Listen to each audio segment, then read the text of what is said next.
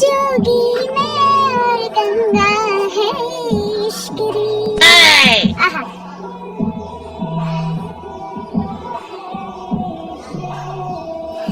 গানটা যত ভালো করে রণবীর কাপুর মানে ফিল করেছে এই বইটাতে, সেরকম যদি বউটাকে একটু ভালোবাসতো তাহলে বউটা তো কষ্ট পেত না। বাবা বউটা ঘরে আছে, আবার জোয়ার কাছে গিয়েছে, জোয়ার কাছে পেহলি ভি मैं तुमसे मिला हूं এই সব গান করতে। ভালো হয়েছে, গালে খুব চড় মেরেছে। আমি হলে তো গুলি মেরে দিতাম। হ্যাঁ মানছি, মানছি তো তোর বাবার শত্রুকে খোঁজার জন্য, তারপরে মেয়ের সাথে এরকম করবি কেন?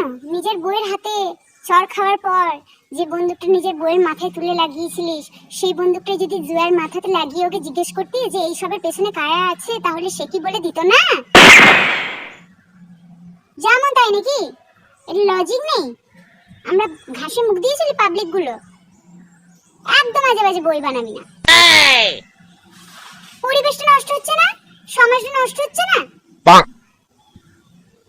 রণবীর কাপুরকে দেখে কিছু কিছু ছেলে আবার নিজের বউকে ছেড়ে আবার ওই জোয়ার মতো মেয়েগুলোর কাছে গিয়ে আবার পহলি ভি मैं तुमसे मिला हूं এসব করছে।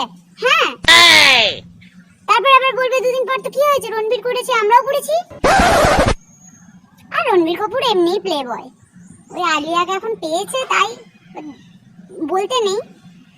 জানি না, ওকে আমার বিশ্বাস হয় না একদম। ছুঁচমুখো একদম। এসব মানে এবছরের সেরা ওয়ার্থলেস সিনেমা এটা, একদম ফালতু।